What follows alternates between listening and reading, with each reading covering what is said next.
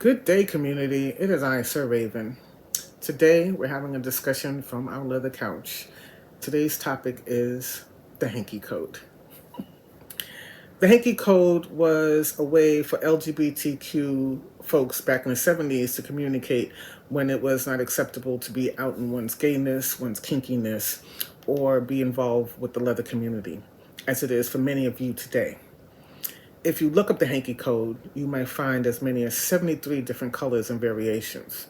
Granted, it originally was not as elaborate as all 73 hankies would imply, but the code came out, as it were, of a time, an experience when folks had to hide in the shadows and develop nonverbal meanings of communicating one's desires to others.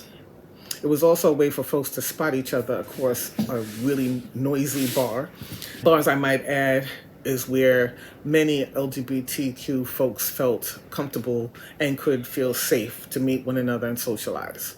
So it may seem complicated to those who did not come out with this experience, but understand that there were real reasons for the code. Nowadays, flagging for most is a way not only to signify what one is into or cruising for, but it's also a way to connect with and preserve past experiences of those who came before us. I would not be your leather daddy if I didn't give some examples. So, flaggers beware. What hanky you flag to signal is one thing, but from what position and what community you're in is even more important. In other words, are you pitching or are you catching? Are you receiving said action or are you doing said action? The Hanky Code uses different colors of handkerchiefs placed in various pockets to indicate specific interests, preferences, or fetishes within the realm of romantic and sexual activities. Each color of the hanky represents a different type of interest or preference, and the specific pocket in which the hanky is placed can also carry additional meaning. The meanings can vary, and the system is not always universally understood, so it's important to note that interpretation can be different depending on which community you're in. Hashtag know your audience. A handkerchief worn in the left back pocket indicates that a person is top dom master. The same handkerchief worn in the right back pocket indicates that one is bottom submissive slave.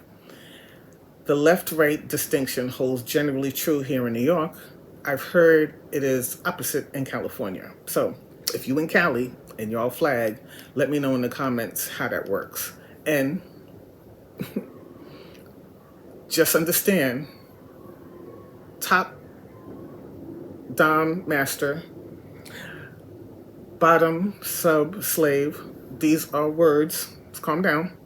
They just denote what position one has in their situation and to what degree of control one has in said situation. Back to the colors. Black, heavy SM top. Gray, bondage top. Blue, once head, yes please. Red, fist fucker. Purple, piercer. Yellow, pisser or water sports. Gold, 2 looking for 1. Hunter green, daddy. Black with white checks, safe sex top. It's worth mentioning that while the Hanky Code was more widely used in the past, advancements in communication and shifts in social acceptance have made it less common today. You have online dating apps and platforms that provide more explicit ways for individuals to communicate their preferences and interests without relying on coded symbols. It's too bad. The Hanky Code in real life can be a great way to start a conversation with somebody you may be interested in. It also gives you an opportunity to work on your flirting skills. Let's bring back the flagging. It can be a jumping off spot for real world cruising, not behind a computer screen, but face to face. The Hanky Code reflects the historical content in which folks of a certain community operated, often facing social stigma, discrimination, and even legal repercussions for their sexual orientation and identities. It served as a means for individuals to navigate a world that often denied them the freedom to openly express their desires and identities. In the comments, because class is always in session, leave which hanky you would flag and on what side, or both, because switches need love.